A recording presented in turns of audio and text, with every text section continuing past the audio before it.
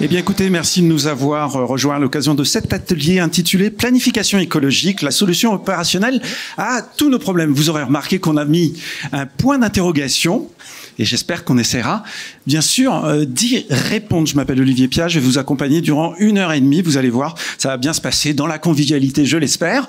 J'espère que vous aurez quelques questions. Si nos experts, nos témoins, notre panel n'est pas trop bavard et j'espère qu'ils vous laisseront le temps de pouvoir intervenir, mais je préfère ne rien trop vous promettre d'avance. Merci d'avance d'éteindre bien sûr vos téléphones portables ou de les mettre en mode vibreur pour éviter toute sonnerie intempestive. Allez, on va démarrer directement avec Antoine Pellion, secrétaire général à la planification écologique, Agnès Langevin, présidente déléguée de la commission transition écologique de Région de France, deuxième vice-présidente, pardon madame, de la région Occitanie. Vous êtes en charge du pacte vert, du climat, de l'habitat durable. Antoine, on se pose une petite question. Vous êtes rattaché à qui aujourd'hui?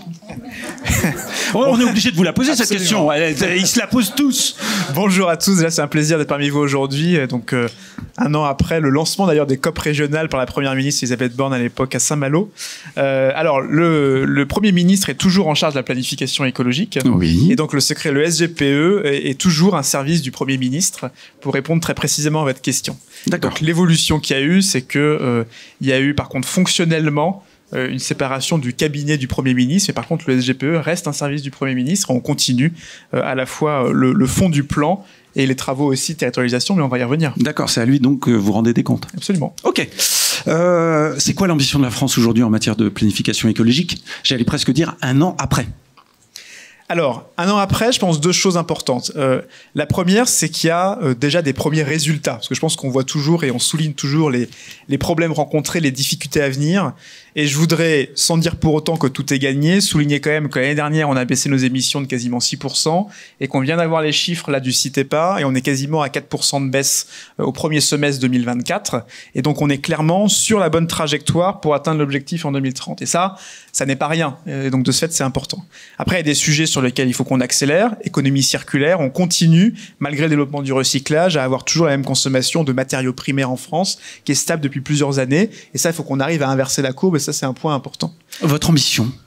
Notre ambition, c'est et je pense que là, c'est vraiment on est dans le bon lieu là, c'est de continuer ce travail très d'opérationnalisation concrète de cette transition, avec cette planification écologique, pas que sur la décarbonation, mais aussi sur la gestion de l'eau, sur les questions d'adaptation au changement climatique, en s'appuyant sur vous tous, les territoires, dans les COP, les régions, mais aussi les départements, la maille beaucoup plus fine, les métropoles, les EPCI, de façon à ce qu'on ait un plan d'action commun. La planification, ça a du sens que si ce n'est pas simplement un objet de l'État, mais que tous s'en saisissent. C'est ce qu'on observe. Il y a une bonne dynamique sur le territoire. Justement, je reviens dans 2 jours ici à Strasbourg pour faire la COP de clôture de la région Grand Est. Et on rejoint avec ces COP des démarches qui avaient été engagées de longue date en Grand Est avec Grand Est Nation Verte, Brest COP, une COP d'avance en PACA, aussi pareil en Occitanie, etc., etc. Agnès Langevin, est-ce qu'on est sur la même ligne du côté des régions de France? Oui, il y a un an. Alors, d'abord, j'excuse le président Gilles Simeoni, qui a eu une difficulté pour rejoindre Strasbourg. Difficulté logistique. Logistique, voilà, moyen de transport. En tout cas, je suis très heureuse de pouvoir, en son nom, dire avec mes collègues combien nous étions, effectivement, il y a un an, approprié cet exercice. Nous avons tous très bien travaillé pendant cette année, que ce soit au niveau politique, avec le préfet de région et les services de l'État, que ce soit au niveau administratif aussi, et que aujourd'hui, malgré évidemment le contexte, quelques retards dans le calendrier lié notamment à la dissolution, nous sommes dans des phases de restitution des différents travaux menés à la maille départementale et consolidés en région. Pour autant, les inquiétudes, les incertitudes liées évidemment à la future politique du gouvernement sur les questions d'écologie, d'environnement, de biodiversité. Bon, c'est quelque chose que nous partageons. Donc, grand point d'interrogation pour les régions. Grand point d'interrogation, surtout pour l'opérationnalité. Évidemment, on attend le vote du budget, voir si évidemment l'ambition sera rehaussée pour donner les moyens là, de la mise en œuvre opérationnelle de ce que nous avons travaillé ensemble. Alors Antoine, est-ce que vous êtes en capacité de rassurer madame? Peut-être 3 choses. Je pense que, et ça Agnès Pannier-Runacher l'a dit dans son discours de passation, il y a un certain nombre de décisions à prendre. Je pense par exemple au plan national d'adaptation au changement climatique, je pense au sujet aussi de la programmation pluriannuelle de l'énergie, qu'elle va reprendre, elle l'a dit, en l'engageant vite, et donc je pense qu'on va pouvoir avancer clairement sur ces documents-là. Deuxième chose très concrète, on a d'ores et déjà, dans ce travail de COP, débloqué des choses. En région Normandie, par exemple, quand on avait fait le lancement de la COP avec Hervé Morin, il nous avait dit, il y a un truc vraiment qui est un irritant fort, qui est quand les collectivités financent la rénovation énergétique, elles y mettent de l'argent, ça vient en déduction du soutien de l'État, donc l'État verse moins et à la fin, le reste à charge pour les gens reste le même. Ça, c'est pas normal, il faut le changer. Ben ça, du coup, en 6 mois, on l'a changé et maintenant, on a mis fin à sa disposition. Et donc, une collectivité, vous tous qui voulez réduire le reste à charge pour les gens, quand la collectivité met de l'argent, ben c'est bien, ça réduit le reste à charge et l'État garde toujours le même niveau de soutien. Après, il y a des interrogations et donc, bien sûr, il va y avoir la discussion sur le budget. J'insiste quand même sur le fait qu'on a mis en 2024 10 milliards qui sont devenus 7 avec les gels et surgels, mais 7 milliards d'euros supplémentaires. Et qu'aujourd'hui, si je dis les choses de façon assez cash, notre plus gros risque, et ce qu'on observe, c'est déjà que cet argent-là n'est pas forcément toujours engagé sur des projets très concrets alors qu'il est disponible. Donc là, c'est un appel. Vous êtes en manque de projets ? Un appel à la mobilisation, du coup, pour pouvoir aussi engager l'ensemble des démarches avec les financements existants. Alors sur la question de la mobilisation des acteurs aussi, il y a eu plusieurs retours des régions où là les associations environnementales, les parcs, tous les territoires qui au quotidien mettent en œuvre cette transformation attendent aussi des signaux politiques. Voilà, il y a des lois dont on entend qu'elles pourraient être en tout cas affaiblies, des renoncements. Donc beaucoup nous disent, attendez, s'il n'y a pas aussi la cohérence politique entre, il y a un an, les objectifs qu'on s'est fixés sur la biodiversité, sur l'adaptation au changement climatique, sur l'artificialisation des sols. Bon, je pense que la dynamique de mobilisation où tout le monde franchement a joué le jeu, avait un engagement, un enthousiasme pour collectivement atteindre nos objectifs. Je pense que là, il y aura quand même un effritement important de dynamique du coup dans nos territoires. Vous avez des attentes particulières vis-à-vis des régions aujourd'hui ? Je pense que on s'est engagé ensemble du coup sur cette démarche de plan d'action très concret, très opérationnel. On va avoir les premiers là à partir de vendredi avec la première COP de clôture de la région Grand Est et puis les autres vont s'échelonner d'ici la fin du mois d'octobre. Et donc nous c'est des actions concrètes qui va perdre du résultat dès 2025 et on continuera à être des partenaires, je dirais, continu et fiable dans cette démarche de long terme, ce travail de longue haleine. Et donc tous les travaux, et je pense que on s'attend à ce que le partenariat avec vous tous, région, mais aussi l'ensemble des autres collectivités, dure dans le temps et s'inscrive dans le temps long. Agnès Langevin, un souhait que vous aimeriez formuler à Antoine pour que ça remonte vers le Premier ministre ? Je ne sais pas si vous êtes sans porte, si je peux, oui. Si oui. Voilà. C'est à la fois ce que je disais, de donner non seulement les moyens financiers, donc on va voir le vote du budget, mais aussi vous savez que nous partageons l'orientation du rapport Wörth pour dans l'exercice de décentralisation avoir en région une compétence pleine, effective. Le chef de fila finalement ça veut pas dire grand chose quand nous en avons pas les recettes associées. Donc ça, c'est quelque chose qui est partagé par les présidents de région. Et puis, envoyer des signaux positifs d'engagement auprès de l'ensemble des acteurs qui font évidemment cette transformation au quotidien dans nos territoires et travailler bien sûr les modèles économiques. On est dans le dur. Je vis dans un département où il n'a pas plu depuis plus de 2 ans. Moi, je connais pas le modèle économique quand on remet de l'eau dans le milieu, par exemple.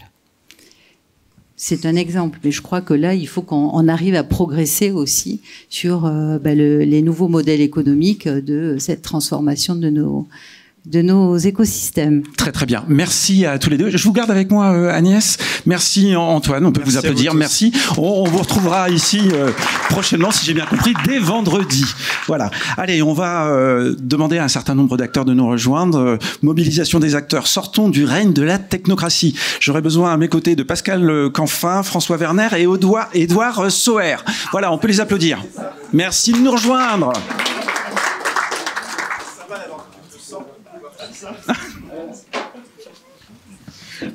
Allez, c'est parti. À mes côtés, où est-il? Pascal Canfin, pardon, député européen, membre et coordinateur du groupe Renew Europe au sein de la Commission de l'environnement, de la santé publique et de la sécurité alimentaire du Parlement européen. François Werner, bonjour. Vous êtes vice-président de la région Grand Est en charge de la transition écologique et énergétique. Édouard Soer, vous êtes directeur général de KS Group. Pascal Canfin. Depuis 2019, vous êtes député européen, si je ne dis pas de bêtises, date à laquelle a été lancé le Pacte Vert, ou Green Deal, dont je rappelle l'ambition, réduire les émissions de carbone de 55%, si je dis pas de bêtises, en 2030, l'ambition neutralité carbone en 2050. Alors, pour faire tout ça, 80 mesures ont été adoptées par tous les secteurs de l'économie. Ce sont des actions qui sont en train d'être mises en place ou en cours de déploiement. Quel bilan global l'Union européenne tire 5 ans après ? Alors bonjour tout le monde, on est dans la phase non plus d'adoption à vitesse grand V de nouvelles règles du jeu, parce que vous le savez bien, on l'a fait sur le marché du carbone, sur la mobilité avec les voitures, sur le commerce, le mécanisme d'ajustement carbone aux frontières, etc., etc. Quand on recense les textes du Green Deal, et je comprends que ça puisse faire peur à certains, on parle de 80 lois. On va me dire monstre technocratique. Et en même temps, quand vous commencez à tirer, et c'est tout le problème, quand vous commencez à tirer un fil sur les voitures, évidemment, il faut faire un truc sur les bornes de recharge. Parce que s'il n'y a pas de borne de recharge, il n'y a pas de voiture, et réciproquement. Et puis ensuite, il faut le faire sur la filière batterie. Puis ensuite, il faut le faire sur les règles commerciales. Puis ensuite, etc., etc. Et donc, c'est pour ça que, in fine, le Pacte Vert, c'est 80 règles du jeu nouvelles dont on espère qu'elles sont cohérentes et systémiques. On avance bien ? Alors, on avance bien parce que déjà, on les a passées. Passer 80 lois en 5 ans, c'est colossal. Ça n'avait jamais été fait, c'est totalement inédit. Maintenant, on entre dans la phase de mise en œuvre. Et dans la phase de mise en œuvre, l'enjeu, c'est plus que jamais, le dialogue avec les territoires, avec les États membres, bien évidemment, mais avec les territoires et avec les entreprises, ce qu'on fait depuis le début, pour s'assurer de la cohérence et quand il y a des incohérences, les faire remonter. S'assurer de la capacité à mettre en œuvre, du décaissement des fonds. Antoine Peillon disait à l'instant, on avait 7 milliards, on ne va pas les décaisser. Bon, je vais vous donner un autre exemple européen. Le fonds de transition juste. Quelques régions françaises qui sont concernées. C'est pour les régions qui historiquement étaient très fortement charbonnées. Donc moi je viens des Hauts-de-France, ça me parle. Ça parle pas à toutes les régions françaises, mais enfin là où ça fait sens historiquement, ça faisait vraiment sens. Mais c'est surtout évidemment les régions de l'Est de l'Europe. Le taux de décaissement du fonds de transition juste aujourd'hui, c'est 2%. 2%. Donc l'enjeu, c'est certes de continuer à chercher des fonds, continuer à mobiliser le budget européen, etc. Mais l'enjeu en France, partout sur les territoires, partout en Europe, c'est les projets. Et pour ça, il faut sans doute simplifier. Donc si vous avez des éléments à faire remonter de simplification des process, de l'accès aux fonds, notamment aux fonds européens en ce qui me concerne, faites-le, plus que jamais. Là aussi, l'argent, il est relativement disponible. Je rappelle qu'avec le plan de relance... Il y a 600 milliards. Il y a quand même 600 milliards d'euros d'investissement qui sont là, dont 40% sont fléchés pour les dépenses des investissements verts. Donc, dans la période dans laquelle on est, ça va pas durer, mais dans la période dans laquelle on est, il y a des financements disponibles. L'enjeu, effectivement, c'est d'aller encore plus vite qu'on l'a fait jusqu'à présent. Et le dernier point, ça a été évoqué par Agnès tout à l'heure, c'est la question des modèles économiques. C'est la question des modèles économiques. Moi, je suis absolument persuadé que, certes, il faut toujours continuer à innover. Évidemment, il faut faire les SMR dans le nucléaire, il faut faire de l'hydrogène pas cher, etc., etc. Mais on a tellement de technologies aujourd'hui pour décarboner qu'on ne déploie pas à l'échelle où on pourrait le faire, parce qu'on n'a pas industrialisé les modèles économiques, les partages de risques, les partenariats publics-privés, etc., etc. Et ça, c'est un travail qui est, je pense, absolument fondamental pour le secrétariat général à la planification écologique, parce que faire ça secteur par secteur, territoire par territoire, enjeu par enjeu, et ensuite on industrialise, c'est ça qui va nous permettre de changer d'échelle. On est sur, comme le disait Antoine, on a déjà franchi une marche. Il faut aussi voir d'où on vient. Les réductions d'émissions de CO2 en France, d'accord, c'était 1% par an sous un président précédent. C'est passé à 2 et maintenant on est à 4. Donc ça a décollé et il faut continuer. Et à l'échelle de l'Europe, on est à combien? À l'échelle de l'Europe, on a fait depuis 1990. Vous savez que la politique climatique, c'est le point de départ, c'est 1990. On a fait moins 32%. L'objectif, c'est de faire moins 55 2030, puis moins 100 quasi, on va dire 2050. C'est ça. Et donc, on a fait les 2/3 du chemin pour 2030. Donc, on part pas de rien. On a des choses embarquées. Il n'y a jamais eu autant de renouvelables. Il y a la relance du nucléaire. Il n'y a jamais eu autant de ventes de véhicules électriques, etc., etc., etc. Néanmoins, il faut continuer à franchir la marge de plus. Et pour le faire, il faut ce partenariat financier qui permettra de faire, de développer à l'échelle ce qu'on sait faire déjà d'un point de vue technologique. François Werner, Agnès Langevin, comment vous réagissez aux propos de Pascal Canfin? Allez-y, François. Vous l'avez entendu, il y a 600 milliards sur la table. On est prêt à les dépenser. Parfois, on est un peu en manque de projet et en même temps, il se renvoie lui-même la balle. Il dit, on est peut-être parfois en manque de simplification. Ouais, alors je sais pas où est le bug, mais parce que des projets, notamment sur les fonds européens, on n'en manque pas. Des propositions de simplification, on en fait assez souvent. Alors, je suis pas là pour tomber sur. C'est pas la faute à quelque chose. Coupable, c'est systémique, on le sait très bien. Et si j'étais à sa place, j'aurais probablement le même discours, le discours qu'il vient de tenir. Donc, je ne lui reproche pas du tout.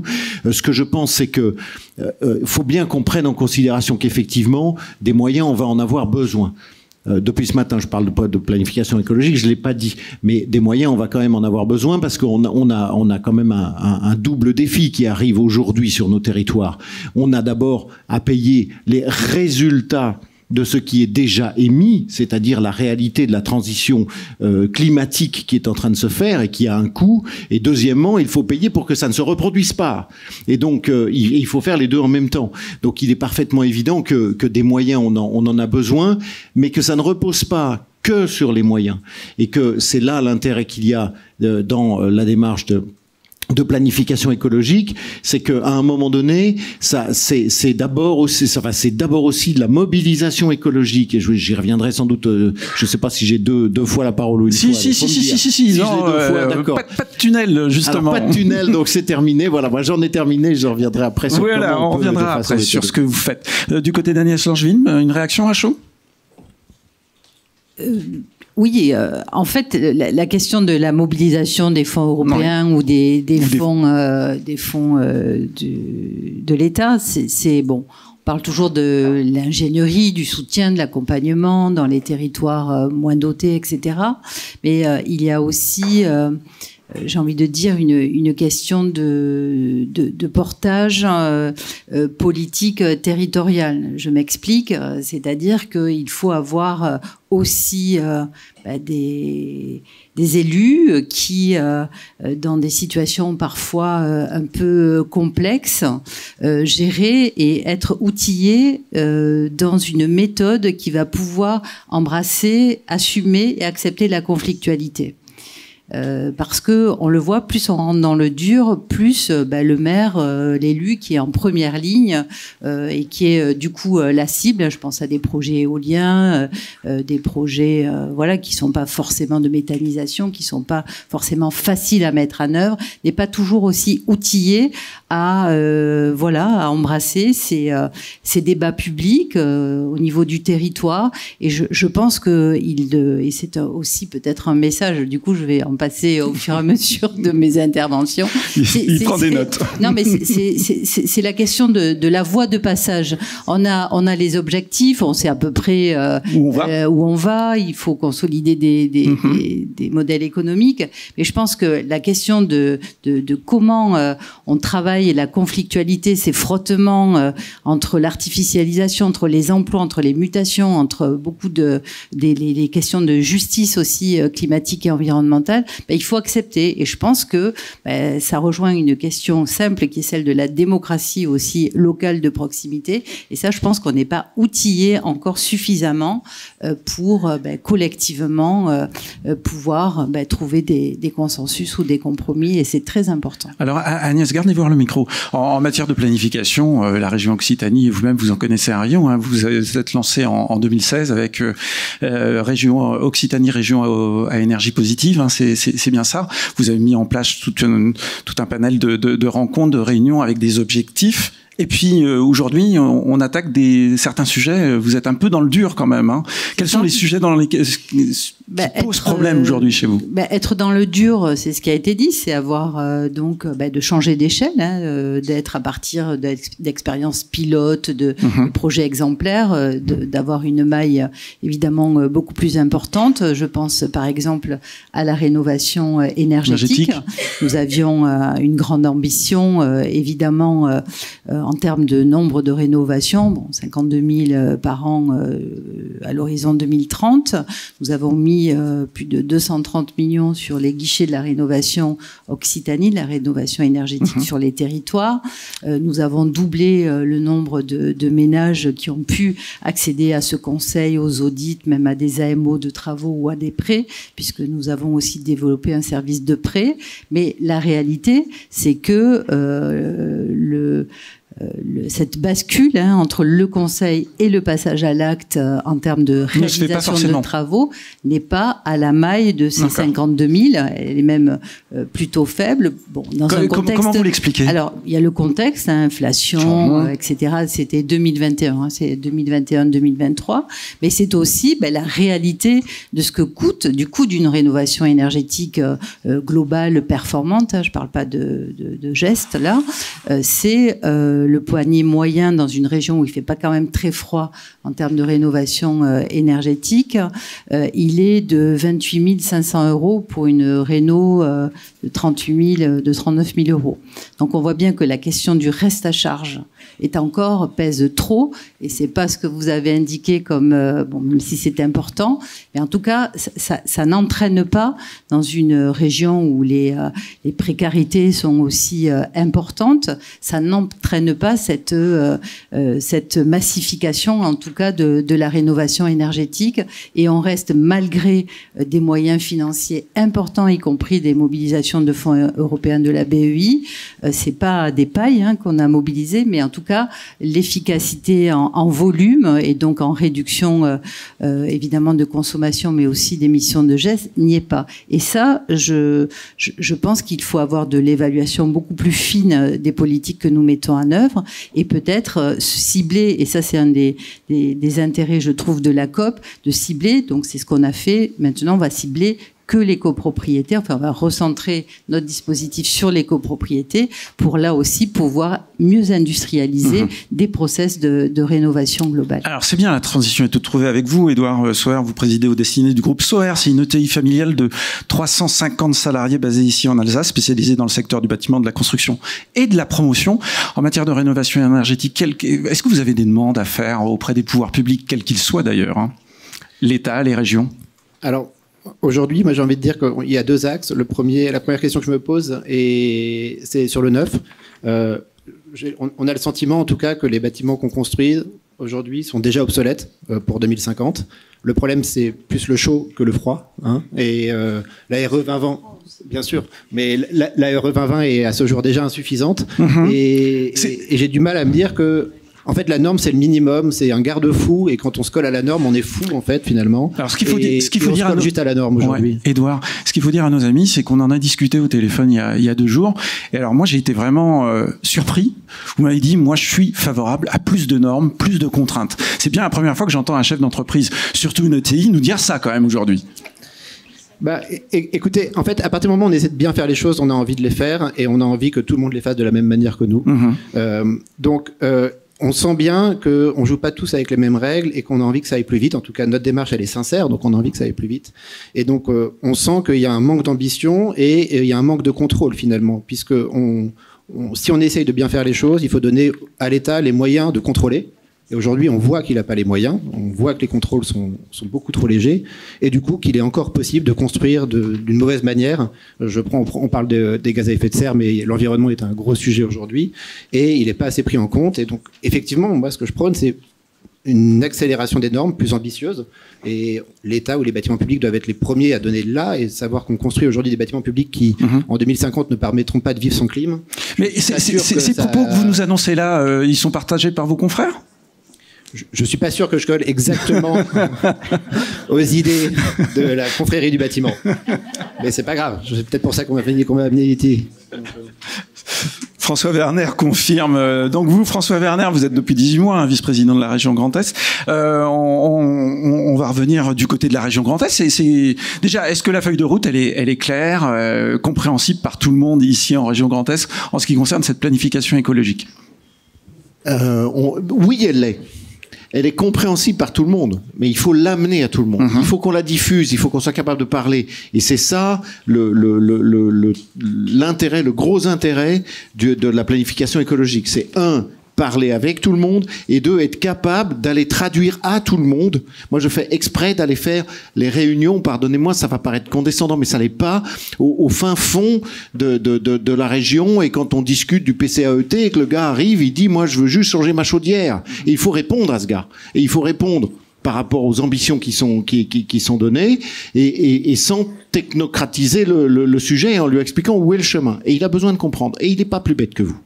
Et donc ça, c'est encore un vrai enjeu. On a fait avec la planification une vraie mobilisation assez en profondeur de tout l'écosystème. On a eu plus de réponses qu'on n'a jamais eu sur une consultation en ligne. On voit bien qu'il y a une envie, mais il faut aller. Il y a 5 millions d'habitants, il faut aller les trouver au plus près. Donc l'ambition d'Edouard Soher, vous êtes en capacité, ou vous vous sentez en capacité aujourd'hui de l'accompagner? Alors après, je prendrai juste un exemple. Et d'un secteur où on pense que ça bouge jamais. On a lancé un plan, mes collègues de l'agriculture ont lancé un plan qui accompagne donc Grand Est Région Verte, qui s'appelle Ambition Éleveur. On sait aujourd'hui que l'élevage, ça fait d'émissions de gaz à effet de serre. C'est la vache qui pète, tout le monde le sait. Et pas seulement la vache qui pète. Elle rote aussi. Voilà. Elle rote. Oui, nous aussi. Mais plus sérieusement, quand on fait Ambition Éleveur, c'est pas un machin, on le fait avec la chambre d'agriculture régionale, et derrière, ça marchera si les éleveurs eux-mêmes s'en emparent. Et donc, le but, c'est de traduire les choses en termes simples, de permettre à chacun, et même aux plus petits éleveurs, à ceux qui se disent, j'aurai jamais les moyens, j'y arriverai pas parce que je passerai pas cette barre-là, de leur dire, il va y avoir un diagnostic, tu vas être accompagné, et derrière, on aura du résultat. Donc, la planification elle-même, elle est peut-être pas dans la capillarité, mais le résultat et les mises en œuvre, les mesures, qui sont dedans, elles vont dans la capillarité au plus profond. Aujourd'hui, l'un des enjeux chez vous, c'est l'industrie. Décarboner l'industrie, ça c'est un maître mot. Faut beaucoup d'argent à mettre sur la table pour faire ça. Il faut beaucoup d'argent, mais il ne faut pas que ça. Je vais prendre un exemple ultra simple. D'abord, il faut qu'on comprenne la révolution industrielle que ça représente. Quand une société que vous connaissez tous, d'où que vous veniez, qui s'appelle Pont-à-Mousson, qui fait des tuyaux de fonte, et vous les avez tous dans vos rues, j'espère, sinon vous avez des trucs indiens ou chinois. Et donc, quand une société comme celle-là dit « je vais arrêter de fonctionner au coq et je vais demain passer au tout électrique », c'est un défi absolument incroyable. La question, c'est combien je vais le payer, non seulement demain, mais dans 30 ans. Donc l'industriel, déjà, il prend ce risque-là. La question, et c'est celle qu'il nous pose, c'est de dire, même en recherche, je ne suis pas absolument certain que les process qu'on connaît sur des structures plus petites fonctionnent sur quelque chose de cette ampleur. Le budget de cette recherche, c'est 8 millions d'euros. La recherche. Donc là, il y a besoin d'argent, c'est sûr, mais il y a aussi besoin d'une mobilisation. Et puis, un exemple tout bête aussi, dans le même ordre d'idée, il faut 400 000 volts. Aujourd'hui, à Pont-à-Mousson, il n'y a pas 400 000 volts. Ça veut dire c'est créer un poste RTE de toute pièce. On va le mettre où? C'est comment par rapport au zéro artificialisation nette, etc. Donc, c'est un sujet d'argent, mais c'est aussi et surtout un sujet de mobilisation territoriale, et c'est à ça qu'on sert autour d'eux. Bien sûr, à un moment donné, l'industriel va faire ses comptes. Bien sûr qu'il espère sans doute des soutiens, qui vont être des soutiens européens, nationaux ou régionaux, je ne sais pas. Mais en réalité, c'est pas le seul déterminant si on veut réussir ça. Et pardon, le bénéfice, si ça marche, il est mouse, comme disait Serge Gainsbourg. En matière de zéro artificialisation nette, puisque vous avez évoqué ce terme, on est souvent en manque de foncier. En tout cas, les promoteurs disent on est en manque de foncier. Vous dites nous on a du foncier et notamment des friches. Et il y en a énormément en région Grand Est. C'est quoi la façon la plus intelligente pour mobiliser ces friches, pour les réutiliser? Alors, d'abord, il a quand même fallu, moi j'ai un peu grandi dans un village, il a quand même fallu qu'à un moment donné on dise on ne peut pas continuer de s'étendre pour que on se rende compte qu'on avait peut-être des richesses à l'intérieur qu'on pouvait reconvertir. Honnêtement, dans un village des Vosges, il y a 30 ans, eh bien, le truc formidable, c'était d'ouvrir le lotissement supplémentaire qui allait détruire les vergers et ainsi de suite. Donc, c'est déjà se rendre compte qu'on a potentiellement une richesse. Deuxièmement, c'est que cette richesse puisse avoir une forme de valeur. Pour avoir une forme de valeur, il faut qu'elle ait des bons diagnostics aussi sur sa situation. Il faut peut-être aussi qu'on ait les outils fonciers permettant de gagner du temps, de regrouper dans un certain nombre de cas les friches. Donc ce travail-là, c'est aussi un travail méticuleux. C'est-à-dire que quelque chose qui ne valait plus rien va demain peut valoir cher, peut valoir extrêmement cher sur le plan environnemental, mais aussi sur le plan économique, à la condition là aussi qu'on y mette les meilleures méthodes. Et que on a un deuxième sujet qui est très important. Nous avons aujourd'hui des élus, et j'en ai fait partie quand, par miracle, cette délégation m'est tombée sur la tête, des élus qui disent, moi je ne sais pas, je ne suis pas sachant sur ce sujet. Et donc, une des mesures de la planification économique, ça va être d'intensifier la formation des élus sur le plan environnemental, parce que ça n'est qu'avec eux qu'on pourra mener des choses aussi complexes que ça à bien. Édouard Soher, quand on s'est parlé au téléphone, vous m'avez dit que votre entreprise était actuellement en pleine mutation. Vous êtes aujourd'hui une entreprise à mission, également en cours de labellisation Bicorp. Vous avez créé une fondation. Pourquoi tous ces changements ? Alors, je veux bien revenir après sur le sujet de l'industrie. Vous reviendrez sur l'industrie, bien sûr. Qui m'intéresse tout particulièrement. Nous, la question, c'était comment changer et révolutionner notre business model de l'intérieur et de manière sincère. On est allé jusqu'au pas le plus radical puisqu'on se dépossède de notre entreprise pour le mettre dans notre fondation. D'accord. Voilà, c'est-à-dire qu'elle n'a plus qu'un outil, c'est l'outil public. Ce qui veut dire que qui sera propriétaire de l'entreprise ? Notre fondation d'utilité publique. D'accord, ok. Voilà. Et les salariés en seront actionnaires ? Les salariés en seront en partie actionnaires. Oui. Et la vraie question, c'est comment on change notre business model sans faire mourir notre entreprise. Bien sûr. Voilà. Donc, comment on arrive à rester sur cette ligne de crête qui est, on joue avec les mêmes règles que tout le monde, alors qu'on sait qu'on est un des grands acteurs du désordre. Et comment on fait évoluer notre business model pour lui permettre de retrouver du sens et d'avoir un alignement de valeurs. Ben, c'est pas facile. On met beaucoup d'énergie, d'argent et de moyens en œuvre. Et pour autant, les évolutions sont très lentes. On se sent particulièrement seul aujourd'hui. Et on s'en rend compte que le chemin est encore très long à parcourir. Alors, chez vous, j'ai noté que vous aviez créé un laboratoire. Vous avez mis 6 ingénieurs à la tête pour réfléchir à de nouveaux matériaux, de nouveaux process de fabrication. Et vous les utilisez dans votre business. C'est notamment le béton bas carbone que vous utilisez maintenant. Alors, aujourd'hui, j'ai fait le point encore ce matin. On a fait 9 équivalents temps plein sur 400 salariés qui travaillent que sur la transformation de notre modèle et de notre business model. Donc, il y a 2 grandes questions. Il y a le carbone et l'économie circulaire. L'économie circulaire, on est au point de départ presque, pour 3 raisons. L'acceptabilité du client, le coût, c'est-à-dire qu'il doit mettre des matériaux qui sont réutilisés pour au mieux le même coût qu'un matériau neuf. Et puis peut-être les règles aussi, non ? Et enfin les normes, puisqu'on a des garanties décennales qu'il nous est par moment impossible d'obtenir avec la réutilisation. Donc ça, c'est compliqué d'avancer sur l'économie circulaire.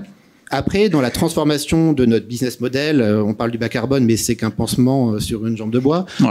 Si on pouvait se passer de béton, ça serait mieux. Ça serait mieux. Et la question, c'est l'acceptabilité du client, finalement le coût. Aujourd'hui, nous, le seul moyen qu'on a pour arriver à aligner nos valeurs avec notre mode constructif, c'est de faire de la perte de marge.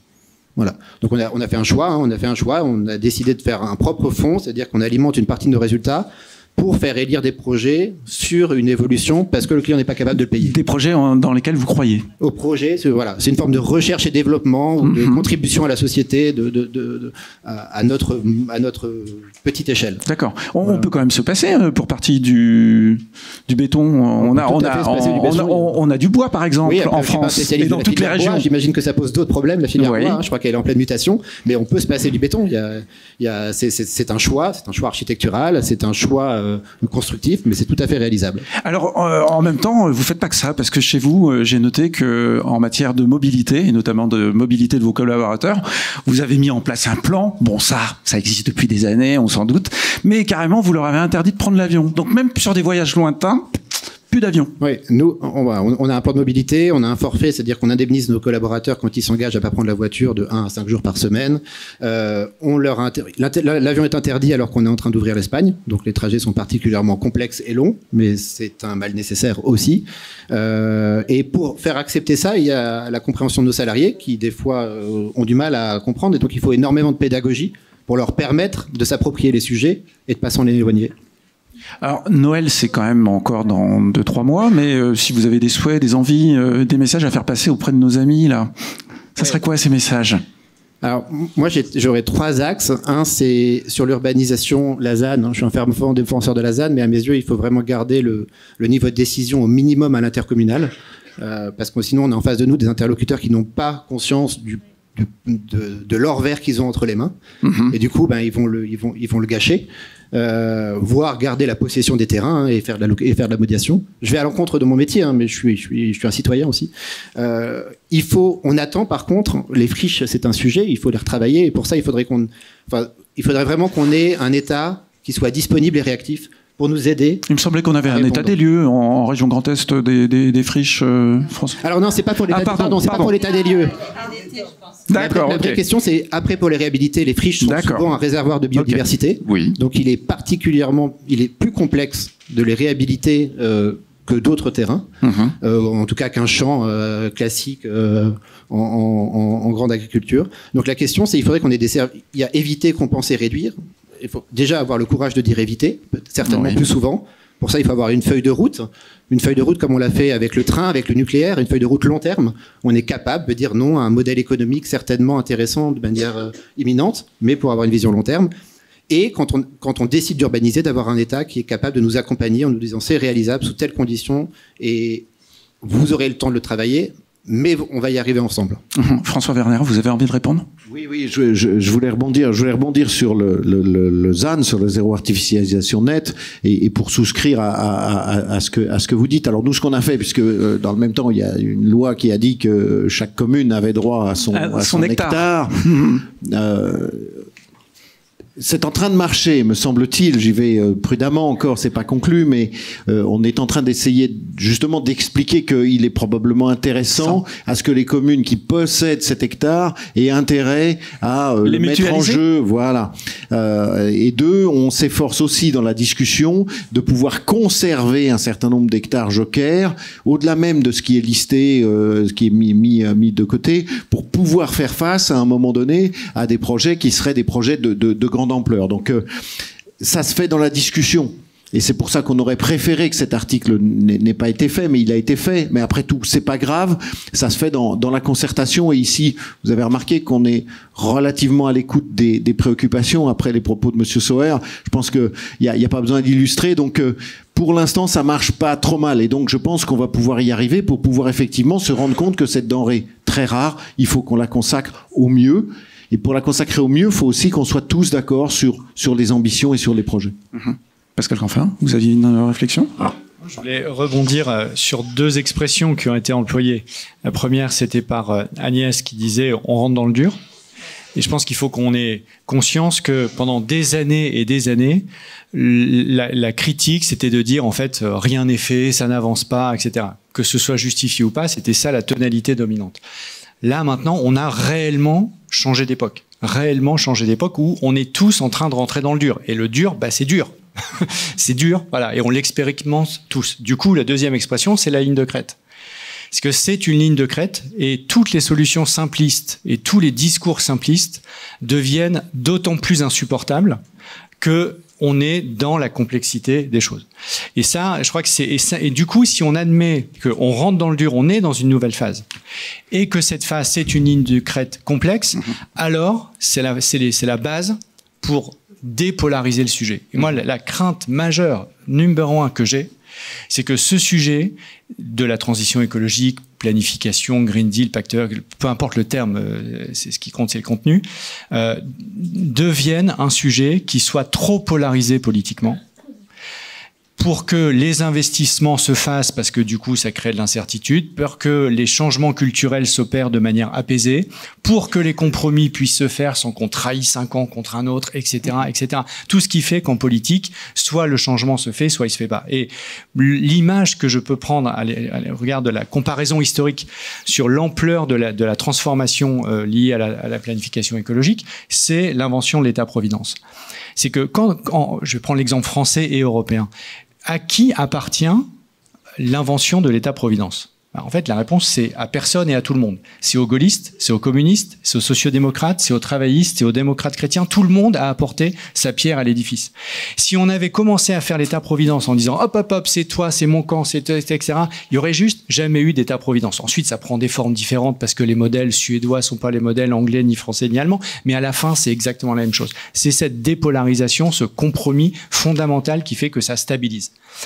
Et ça, si on le perd, c'est exactement ce qui se passe aux États-Unis, où vous avez un camp pro-climat, un camp anti-climat, et aujourd'hui, vous ne pouvez plus être républicain et pro-climat. C'est impossible. Sincèrement, c'est mort. Et voilà, tout le monde a les sous-titres de ce que je suis en train de dire. On a un risque de polarisation. Et ce que je trouve formidable dans ce que vous faites au niveau de l'ARF, et au niveau de l'ensemble des organisations qui, justement, sont pas surexposées au débat médiatique et à la polémique permanente, etc., etc., c'est que vous arrivez à gérer ça de manière dépolarisée. Et en rentrant dans la complexité et en disant, bah oui, tu dis ça, mais en fait, bon, ok, on va pas se raconter d'histoire, on est entre gens, qu'on a bien compris qu'en fait, dans la réalité, le modèle, il marche à l'envers. Donc, comment on fait?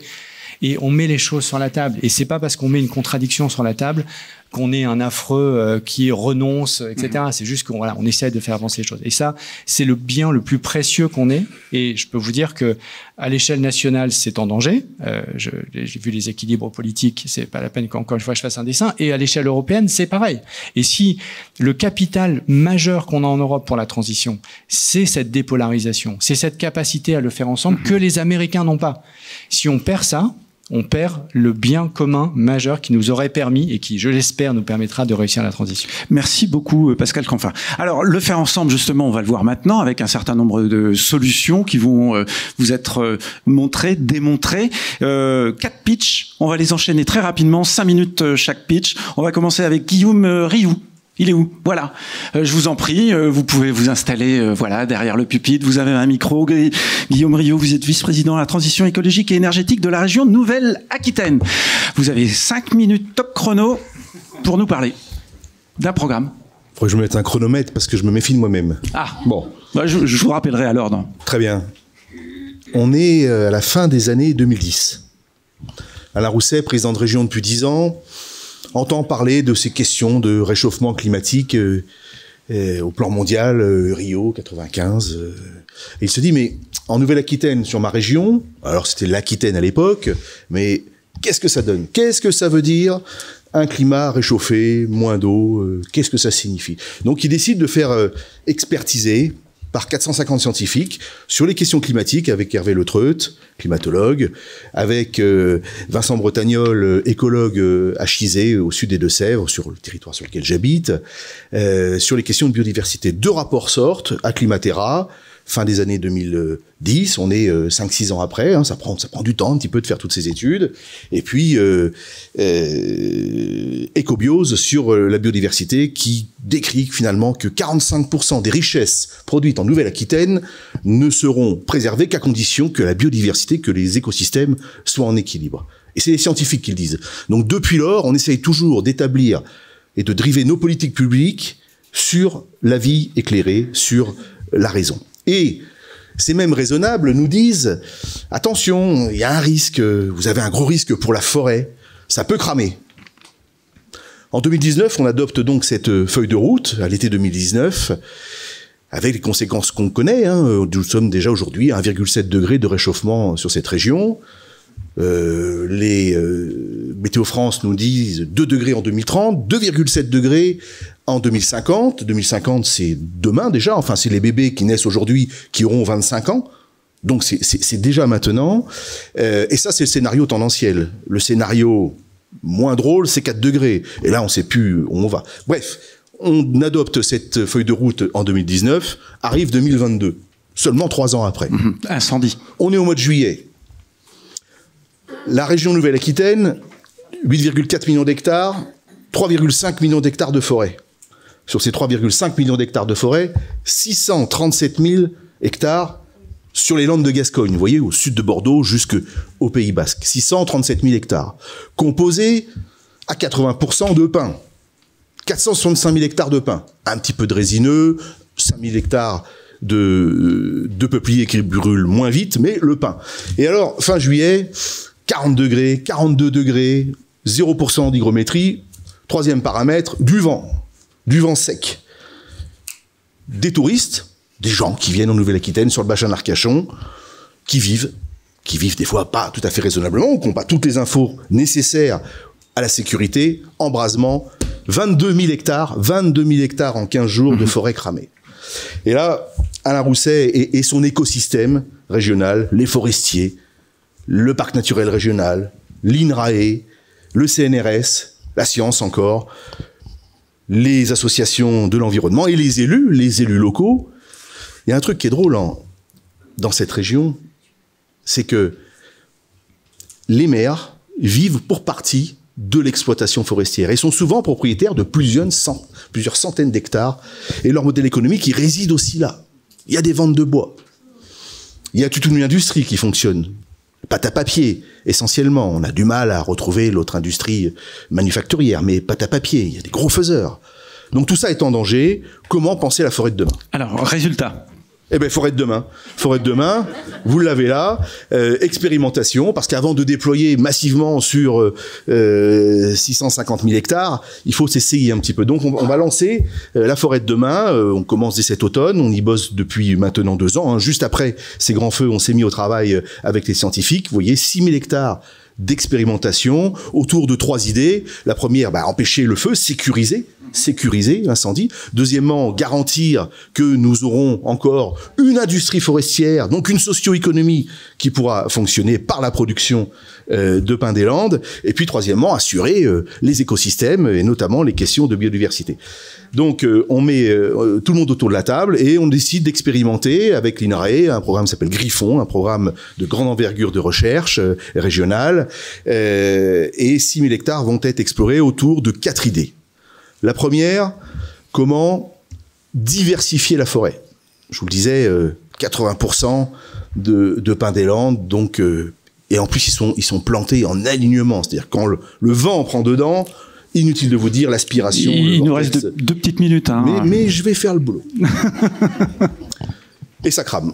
Donc, essayez d'hybrider la forêt, de remélanger, de retrouver aussi, là on revient à la question du modèle économique, retrouver par le feuillu, l'hybridation de la forêt, un modèle économique et en tout cas une résilience pour nos pins.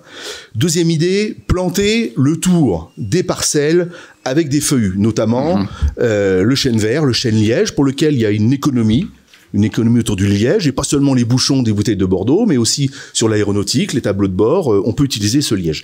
Troisième idée, reméandrer parce que là aussi on a tiré des alignements dans cet ancien marécage au 19e siècle et on a tiré l'eau au fossé pour assécher, pour assainir, et il faut au contraire reméandrer pour conserver l'eau, mais on connaît ça sur l'ensemble des territoires européens, ralentir ce cycle de l'eau, conserver l'eau pour à nouveau humidifier et empêcher que ça crame moins. Et puis, quatrième idée, c'est la dernière, c'est la question de la biodiversité, la question du vivant, avoir des zones qu'on appelle des zones d'appui, permettre d'expérimenter, qui peuvent être aussi des zones de refuge pour le service incendie, des zones de coupure de feu et bien sûr des zones d'observation, d'expérimentation de la biodiversité, expérimentée par la raison, par la science, avec l'ensemble des acteurs pour préparer la massification de demain. Merci beaucoup, on peut l'applaudir.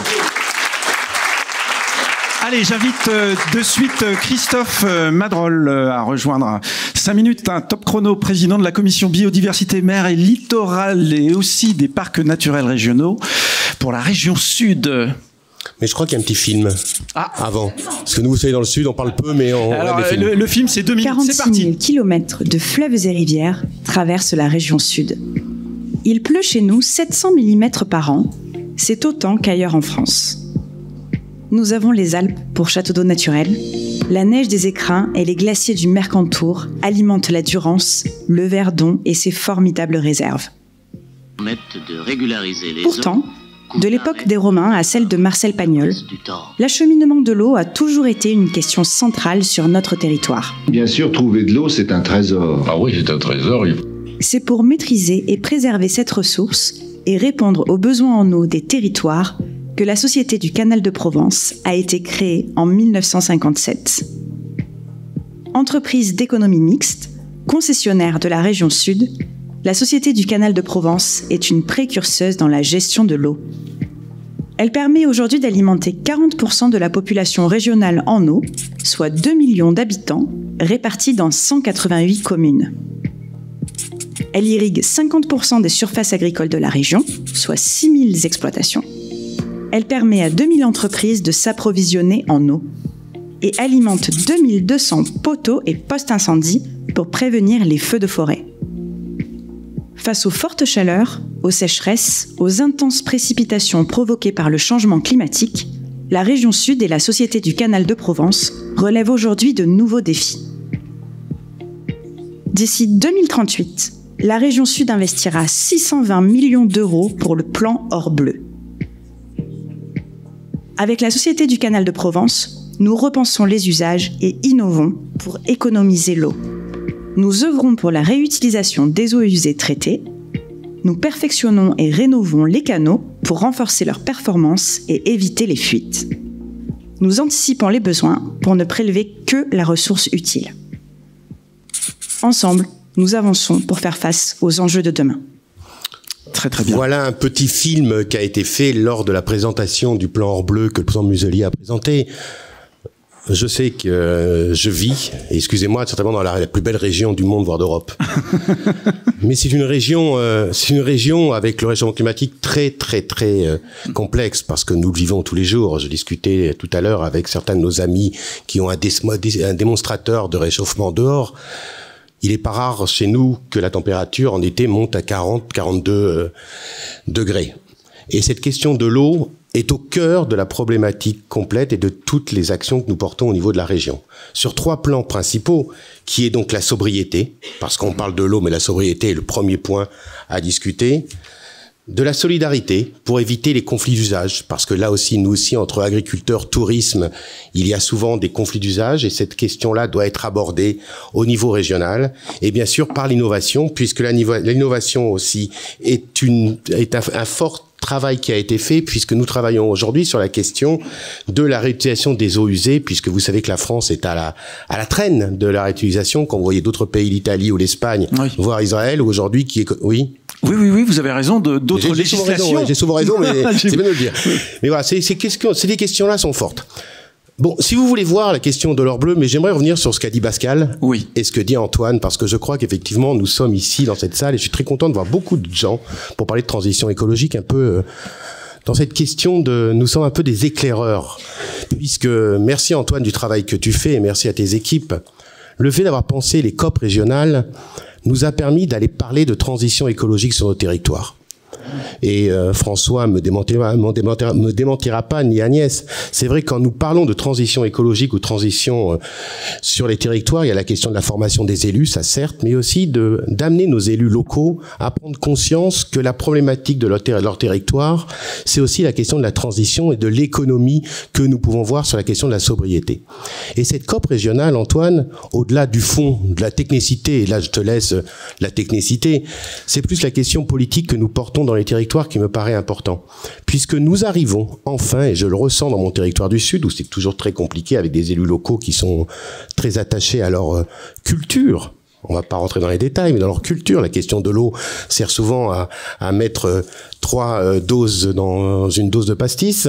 Et donc la question de l'économie de l'eau, de la sobriété, nous amène à réfléchir également à ce que nous voulons faire au niveau de la transition écologique. Et je crois que cette question de la transition nous permet aujourd'hui, avec l'appui de l'État, et tu as raison Pascal, avec l'appui de l'Europe, de pouvoir aller sur tous les territoires pour parler et prendre conscience. Bravo, monsieur l'entrepreneur. Moi, j'aimerais d'avoir plus d'entrepreneurs dans ma région qui ont cette conscience que vous avez. Est-ce que vous avez écrit au MEDEF pour qu'il devienne patron du MEDEF national?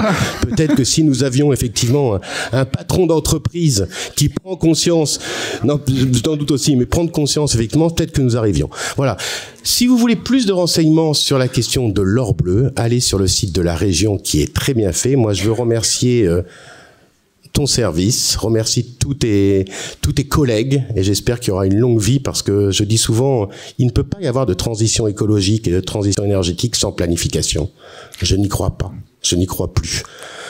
Je crois effectivement que nous devons travailler ensemble. Je pense qu'effectivement, et Pascal a raison, les affrontements stériles aujourd'hui, la question de protection de l'environnement, de la protection de la biodiversité doit être au cœur de nos problématiques régionales. Et je pense que la région est le bon échelon.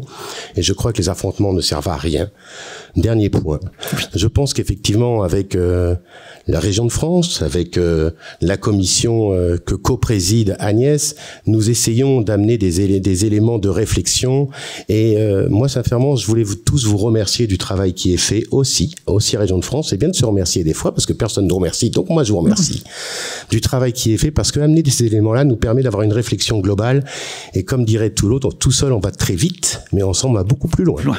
Merci beaucoup, Christophe Madrol. Allez, on enchaîne avec Ingrid Bouvard. Bonjour Ingrid. Vous travaillez pour un pôle biodiversité, c'est ça ? Le pôle de la bioéconomie. Bonjour. Ah, bioéconomie, merci. Pardon. Donc, je travaille pour le pôle de la bioéconomie, qui est un pôle soutenu par la région Grand Est, la région Hauts-de-France et la région Normandie. Comme beaucoup d'entre vous le savent, la bioéconomie est un des leviers pour la planification écologique.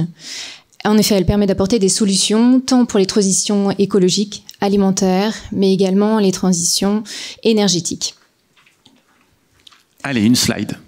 Alors, pour vous décrire brièvement le projet d'observatoire de la biomasse et de la bioéconomie en Hauts-de-France, il faut comprendre la vision. C'est avant tout de donner des éléments de réponse aux acteurs du territoire pour leur permettre d'orienter leurs choix sur leur biomasse, mais également sur leur valorisation, donc de bioéconomie, mais dans une optique plus fine que la maille actuelle de l'état de l'art et également dans une optique dynamique. Ce projet a été porté par un ensemble de partenaires, donc Agrotransfert qui est le pilote, mais également la Chambre d'agriculture des Hauts-de-France, la coopération agricole, Unilassal et le pôle de la bioéconomie, qui sont des acteurs qui sont intégrés au territoire depuis de longues années sur les sujets de bioéconomie. Et ce projet a été naturellement soutenu par le Conseil régional des Hauts-de-France et l'ADEME. Concrètement, comment cela se décline ? L'Observatoire a choisi de répondre à plusieurs missions. Le premier, de quantifier les gisements disponibles par ressources, disponibles durablement. Donc l'Observatoire a fait l'effort de déduire les ressources qui sont nécessaires au retour au sol, dans l'idée du stockage carbone, mais également les ressources qui sont déjà mobilisées par les filières élevage, dans cette optique de compréhension et de considération des conflits d'usage. Vous le voyez sur les différents outils en haut à droite, cela se manifeste sous forme d'outils cartographiques qui permettent de mettre en avant l'abondance des biomasses en fonction de la typologie de biomasse et des petites régions agricoles. On est toujours dans cette idée de maille fine et d'avoir une vision très précise et qui permet aussi de mettre en évidence des points de tension, donc des zones de déficit de biomasse pour orienter les acteurs vers un autre gisement ou une autre zone. L'objectif aussi de l'Observatoire des biomasses et de bioéconomie des Hauts-de-France est de pouvoir donner une répartition géographique des unités de valorisation, donc vraiment donner des éléments à la fois pour l'amont et l'aval pour que les acteurs porteurs de biomasse puissent trouver le lieu de valorisation de leur biomasse. Et de façon globale, c'est de diffuser les connaissances et la promotion des usages de bioéconomie. Oui, je vous laisse terminer. Quelques éléments clés pour dresser rapidement ce portrait. Pour qui ? C'est avant tout un outil qui a été destiné pour les acteurs industriels qui se concentrent sur les bioressources végétales, donc on parlera de l'or vert cette fois, mais qui concerne avant tout les coproduits, donc coproduits agricoles ou des industries agroalimentaires, et qui a été décidé en termes de sélection de biomasse en conséquence des importances pour la région, quelles biomasses sont les plus importantes, les plus impactantes, et qui sont en lien avec les autres observatoires déjà en région sur les déchets ou bien sur les ressources forestières. Comment ?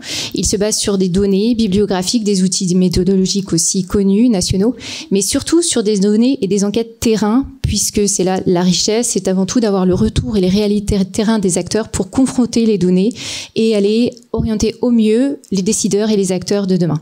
Donc sous quel format? Ce sont des outils que vous avez vus qui sont consultables et gratuits en ligne.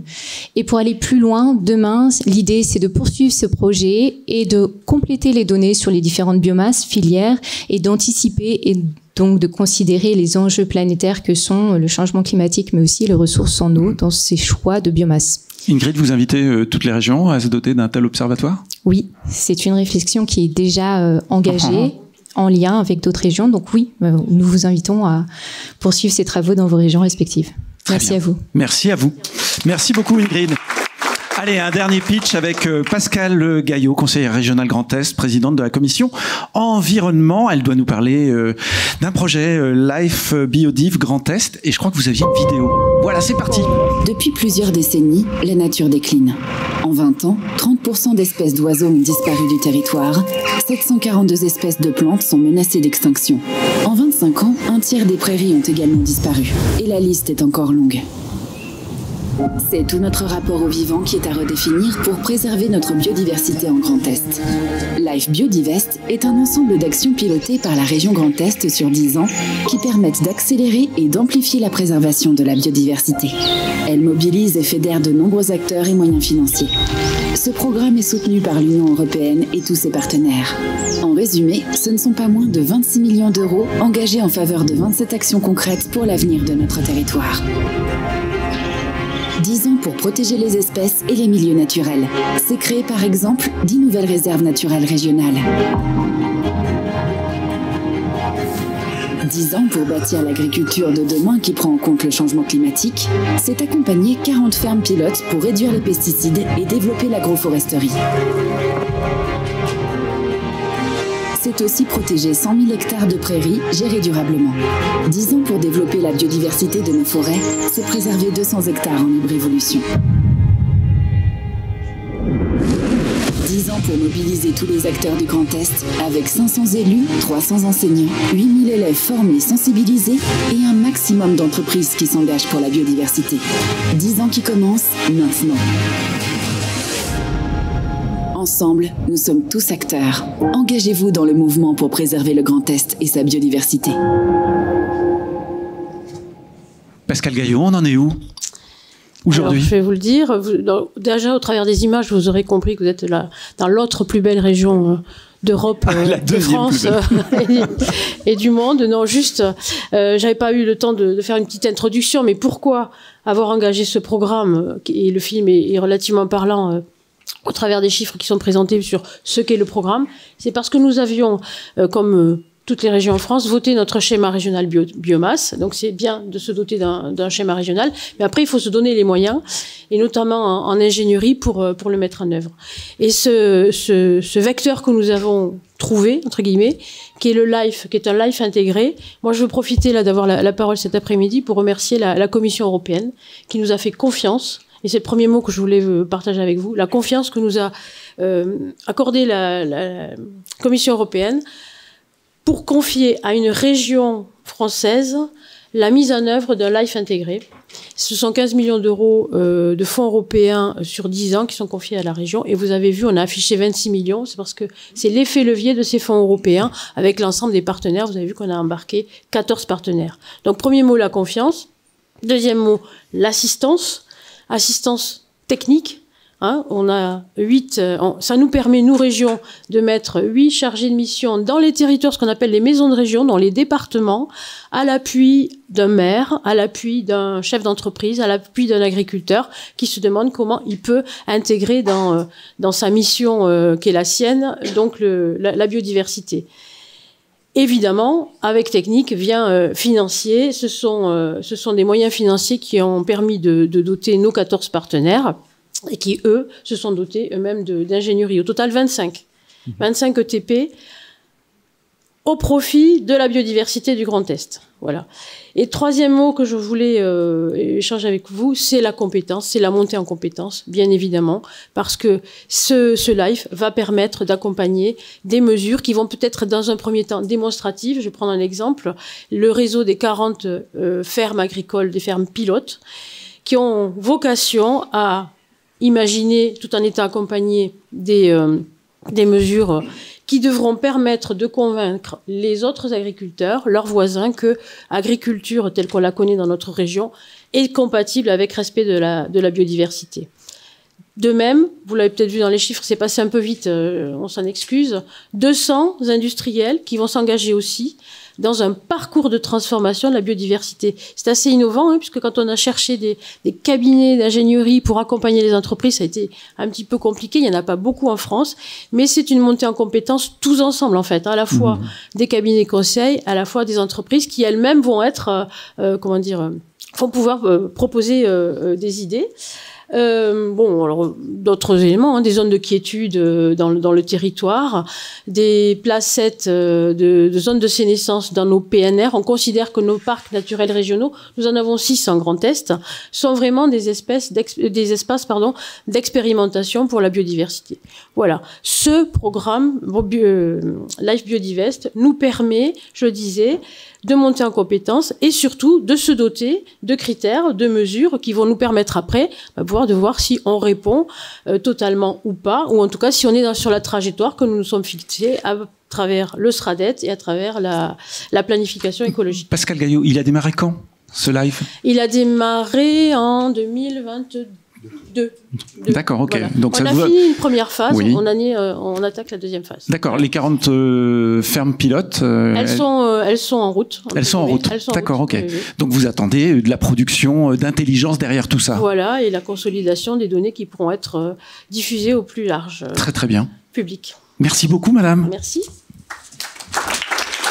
Si vous avez envie de réagir à ces 4 pitchs auxquels vous avez assisté, messieurs, dames, n'hésitez surtout pas. Et puis on va inviter bien sûr le public à vous poser des questions. Vous avez des micros, saisissez-vous-en. Voilà. Oui, moi je voudrais juste réagir sur un point, c'est il nous manque, il y a un sujet qu'on n'a pas abordé qui à mes yeux peut être game changer, c'est le rôle des banques dans tout ça. Oui. On parlait de l'investissement qu'il y avait dans la région sud, on parle de l'investissement qu'il faut faire et le choix des banques sur leur investissement avec des notes plus ou moins dégradantes ou améliorantes pour le taux ou la longueur du taux peut vraiment changer les choses, mais pour ça il faut aller un peu plus loin qu'un 0,1, 0,01. C'est quoi un 0,001 ? Ah, taux d'intérêt, d'accord. Allez, on vous passe le micro. Si vous avez envie de réagir, n'hésitez pas. On a un micro à votre disposition. Je crois que j'en ai qu'un. Hein. Voilà, je vous le temps. Merci de vous présenter systématiquement. Bonjour, Anne Codus-Petit, conseillère régionale en Provence-Alpes-Côte d'Azur. Je préside la commission de transition énergétique, stratégie déchets, qualité de l'air, mais aussi l'Agence régionale de la biodiversité et de l'environnement. C'est juste une observation par rapport au Life Biodivest. Allez-y. Et une observation importante pour la planification, pour l'État, pour le futur gouvernement, le nouveau gouvernement. C'est notre besoin d'ingénierie et donc de fonctionnement. Les financements, l'investissement c'est bien, mais on a besoin de financement, que ce soit pour les PNR, pour d'autres actions, pour la région. Sur la biodiversité en particulier, on a besoin de fonctionnement. Et c'est quand même souvent là que le bas blesse. Voilà, c'était une observation. On va peut-être envoyer la balle de soit du côté de Pascal Gaillot si vous avez des éléments à nous indiquer, peut-être du côté de Pascal Canfin aussi. Allez, allez-y, oui, d'un mot. Juste préciser, si c'était pas clair au travers de ce qu'on a dit, c'est que le live permet justement d'accompagner du fonctionnement. Hein, voilà. C'est ça qui a créé l'envie grâce à l'Europe. Voilà. Pascal Canfin.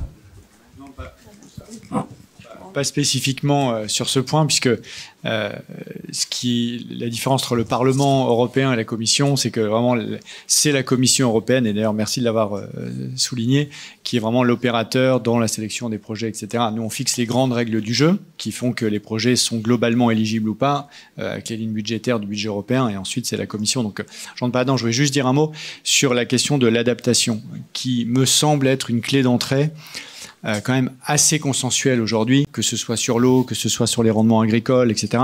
C'est y compris dans des moments qui peuvent être des moments de tension, de polarisation, comme on l'a vécu avec la crise agricole. Aucun agriculteur ne peut dire aujourd'hui non, il n'y a pas de sujet d'adaptation. Ensuite, il faut jouer sur l'addition des solutions, et c'est là où je reviens sur la dépolarisation. évidemment, si on prend la question de l'eau, il faut à la fois restaurer du bon fonctionnement de la nature. Vous parlez des méandres, la méandrisation dans les forêts, c'est un exemple. Et en même temps, il faut peut-être des nouvelles techniques génomiques qui font qu'on a des semences qui sont plus résistantes, qui gèrent mieux le stress hydrique. Et on voit très bien qu'on peut avoir un camp politique qui défend les solutions. Moi, je l'ai vécu au Parlement européen. On avait la loi sur la restauration de la nature. On avait la gauche qui a voté la loi sur la restauration de la nature contre la droite. Et vous avez la droite qui a voté les nouvelles techniques génomiques contre la gauche. Bon, il se trouve que moi, j'ai voté les deux parce que je pense qu'en fait, il faut les deux. Et typiquement, il faut additionner les solutions, ce qui permet de dépolariser. Et l'adaptation est, je crois, une bonne entrée pour être hyper concret, hyper dépolarisant, parce que personne ne peut nier le problème. Et ça, je pense que le plan que la France, que le gouvernement français précédent, avec Christophe Béchu, France 4 degrés, avait commencé à initier, j'espère vraiment, un, qu'il sera poursuivi, et deux, moi j'essaye de faire Europe 4 degrés. 4 degrés, je rappelle, c'est pas 4 degrés parce qu'on aurait renoncé aux 2 degrés. C'est parce que comme l'Europe et la France se réchauffent 2 fois plus vite, France 4 degrés, c'est monde 2 degrés. Donc, même si on arrivait à maintenir, ce qui pour l'instant n'est pas le cas, le réchauffement climatique à plus 2, la France c'est plus 4. Et on voit immédiatement, quand aujourd'hui on est à 1,7 en Nouvelle-Aquitaine, vous disiez plus 4, on imagine très très bien ce que ça veut dire sur l'eau, dans les PO, etc. Donc je crois vraiment beaucoup en termes de conduite du changement à cette entrée par l'adaptation qui a longtemps été sous-estimée. Très très bien. N'hésitez pas à poser des questions. Oui, madame. Merci de vous présenter. Sylvie Gustave Di Duflo, vice-présidente région Guadeloupe et présidente du conseil d'administration de l'OFB. C'est une question en direction de Pascal Canfin. C'est vrai qu'il est nécessaire d'aller vers l'adaptation, mais sur des territoires comme les nôtres, qui sont les meilleurs territoires du monde, nous sommes en proie au réchauffement climatique et puis avec la montée des phénomènes cycloniques, climatiques extrêmes. Et souvent, lorsque vous avez des vents à 250 km/h qui peuvent tourner pendant 37 heures sur votre territoire, les dégâts sont immenses. Donc, il faut également que l'Union européenne aille sur, je dirais, des fonds de secours, d'urgence, parce que les territoires à elles seules peuvent se retrouver avec 80-100 millions d'euros de rénovation à faire sur l'eau, sur les canalisations d'eau, par exemple, sur les routes, etc. Donc, il faut se dire que ce réchauffement climatique est là et il faut aussi apporter des réponses en cas de catastrophe naturelle. Et l'Europe n'apporte pas ces réponses pour le moment? Non, en fait, si vous avez des dégâts chez vous, on vous dit passez par les fonds FEDER, donc 6 mois d'instruction, etc. Évidemment, la population ne peut pas attendre qu'une canalisation d'eau soit réparée au bout d'un an. Pascal Canfin. Là encore, pas pour me défausser la question, mais vraiment la partie opérationnelle, c'est la Commission et pas le Parlement. Néanmoins, le budget européen aujourd'hui, donc plus de 1000 milliards d'euros, dans les fonds, dans les grands fonds, type les fonds FEDER, il n'y a pas d'intégration, et je vais tout à fait dans ton sens, il n'y a pas d'intégration de l'enjeu de la résilience. Et à la fois l'anticipation, donc par exemple quand on construit une infrastructure aujourd'hui sur les territoires, dans 95% des cas, il y a des fonds européens. Il n'y a aucune obligation faite par le budget européen, ni aucune incitation faite par le budget européen d'intégrer une forme de stress test qui permet de mesurer l'impact du réchauffement climatique, donc 3-4 degrés, sur la vie de cette infrastructure. Donc certaines régions le font de manière volontaire, certains territoires le font de manière volontaire, la BEI le fait, donc j'imagine qu'il y a un certain nombre d'infrastructures qui chez vous sont financées par la BEI, mais si vous passez par le budget européen pur jus, le fonds européen, il y a rien. Ça c'est le premier élément. Je pense qu'on a intérêt collectivement à être plus intelligent, d'être capable de ne pas financer des choses dont on sait très bien que dans 10 ans, la probabilité qu'ils aient un choc qui fasse que du coup on se retrouve avec des millions d'euros investis pour rien, il faut qu'on arrête d'être aveugle là-dessus. Ça, c'est la partie anticipation. Puis ensuite, il y a la partie être capable de décaisser plus vite parce qu'on est face à des enjeux de protection civile, de réaction à des crises climatiques. Et ça, pour le coup, et je suis 100% le premier à le dire, le pacte vert, il est 99% réduction des émissions. Et il est systémique et c'est super. Par contre, c'est un nain du point de vue de l'adaptation. Pourquoi ? Parce que Et là, tout le monde doit prendre sa part, parce que jusqu'à présent, l'adaptation, c'était perçu comme un enjeu local. Et donc, qu'est-ce que vient, au nom du principe de subsidiarité, qu'est-ce que l'Europe vient faire dans un enjeu d'adaptation? C'est mon territoire, c'est ma forêt, c'est ma rivière, c'est mon camping, c'est mon littoral, c'est etc.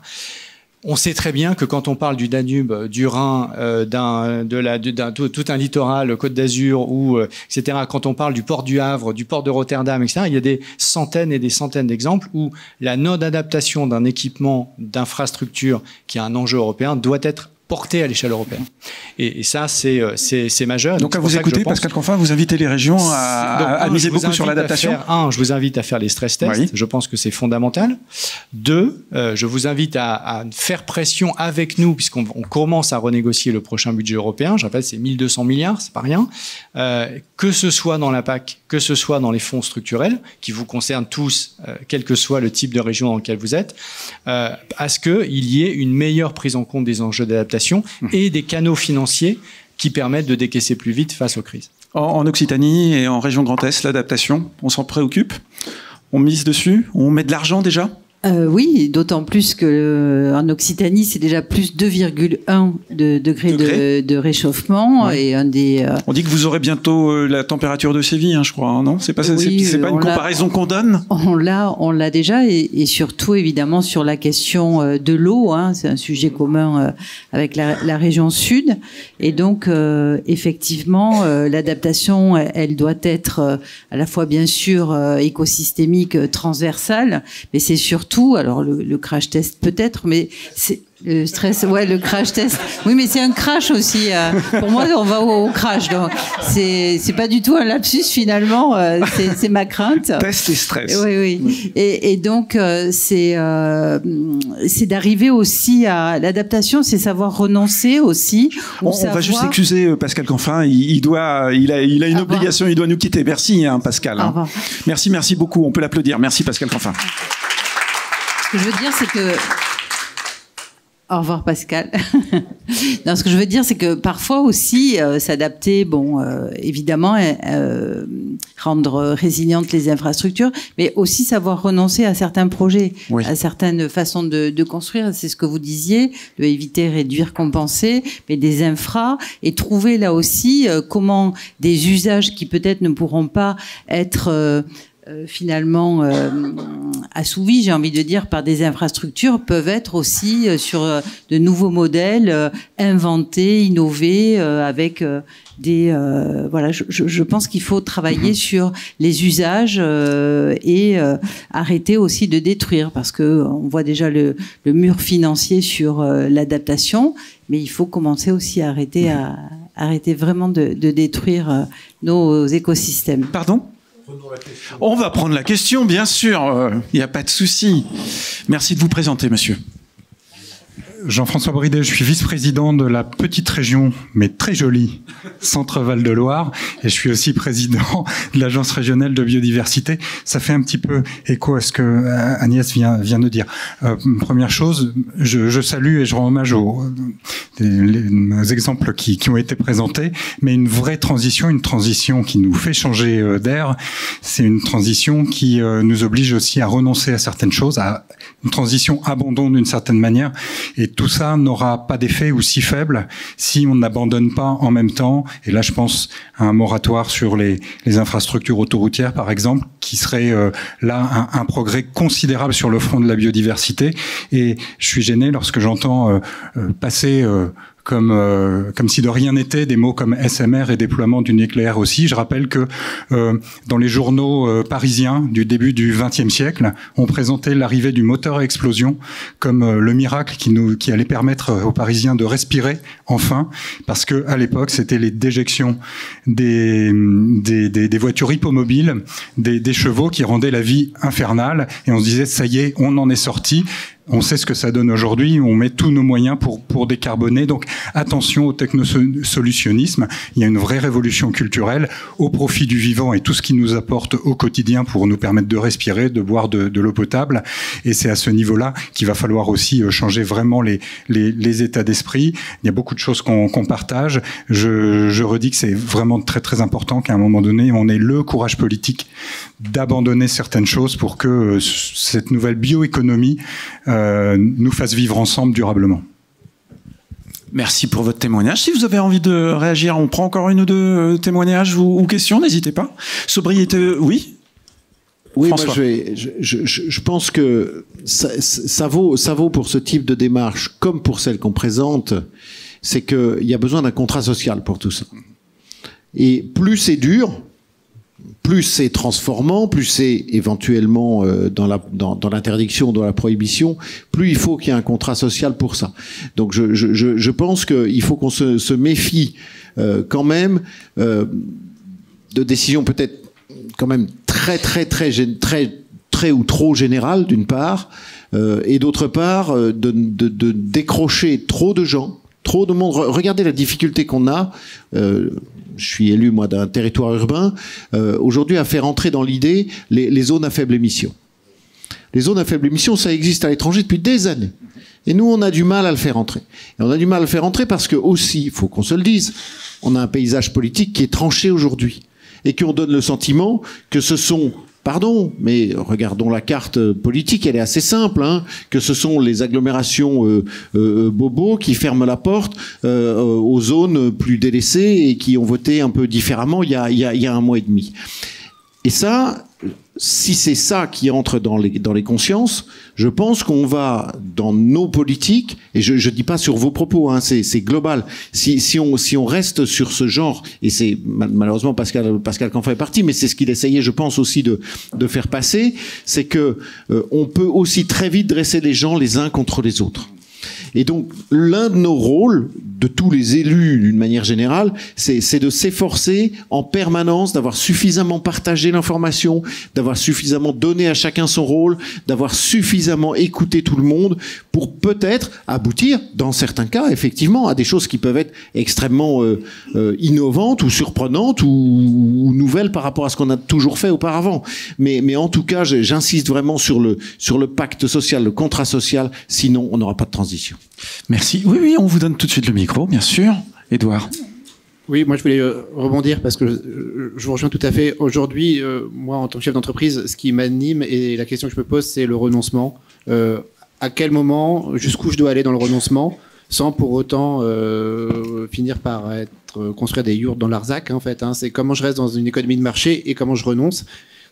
Et cette question, on a tous à se la poser, vous à l'échelle des régions et l'État, en fait, et comment on arrive à renoncer. Sans ça, je pense qu'on n'atteindra pas l'objectif.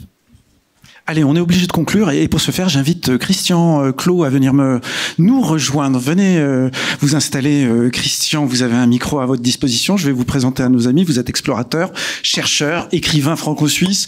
Vous intéressez tout particulièrement à la façon dont les êtres humains sont capables ou non de s'adapter. On a terminé ce débat sur ce sujet. Alors, s'adapter face à des crises, et des crises on en a connu, notamment des crises comme le Covid, mais surtout face au changement climatique. Vous êtes présent sur ce congrès avec un camion à l'extérieur, hein, pour inviter tous à chacun à vivre une expérience immersive à plus de 50 degrés, c'est bien ça, cette expérience? À 50 degrés. À 50 degrés. Vous avez assisté à une partie des échanges. Vous aviez peut-être envie de réagir à ce que vous avez entendu? Oui, tout à fait. Mais merci de me donner la parole quelques minutes. On m'a dit que j'avais 2 heures, donc installez-vous bien. Je suis ici surtout sous ma casquette de directeur d'un institut de recherche qui s'appelle le Human Adaptation Institute. Donc nous, ça fait maintenant 20 ans qu'on étudie la capacité humaine d'adaptation. Et il y a 2 choses que j'aimerais dire par rapport à ce que j'ai entendu.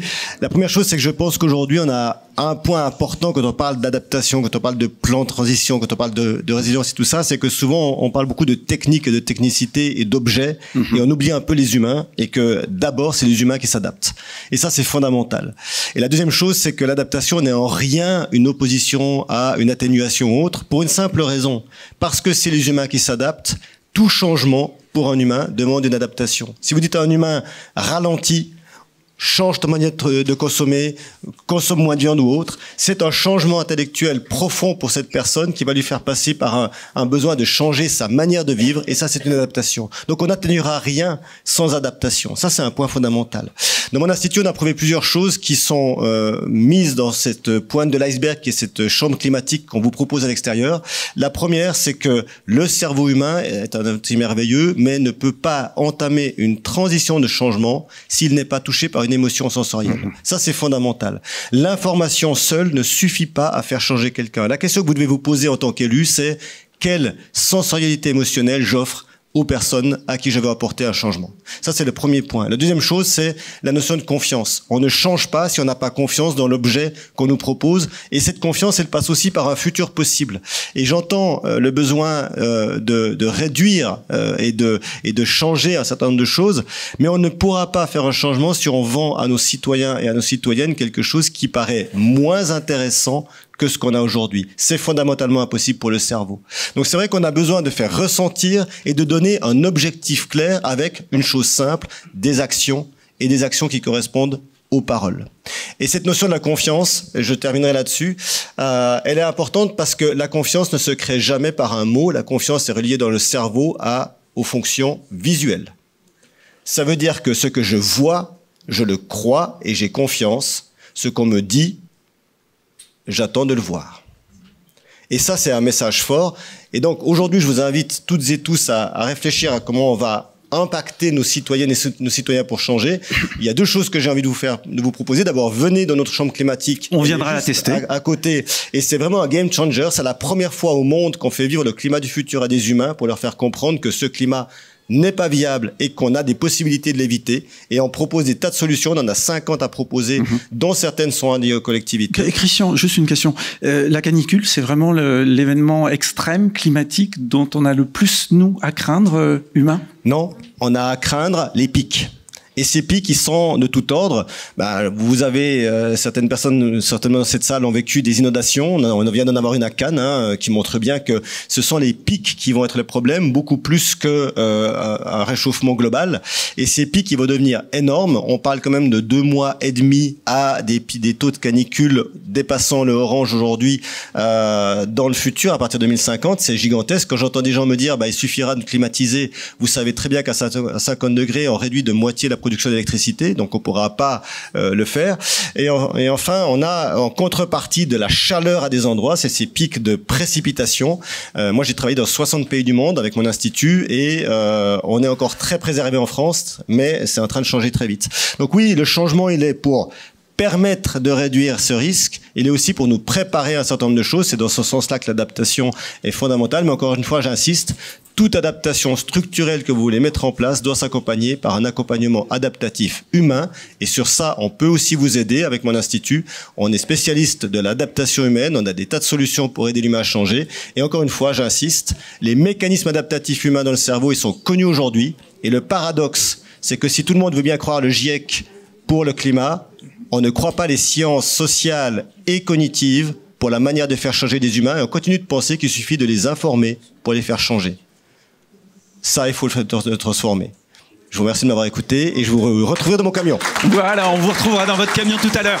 Merci à tous pour votre participation. Merci aux équipes de Région de France et de la région Grand Est pour avoir organisé cet atelier. Passez une excellente soirée.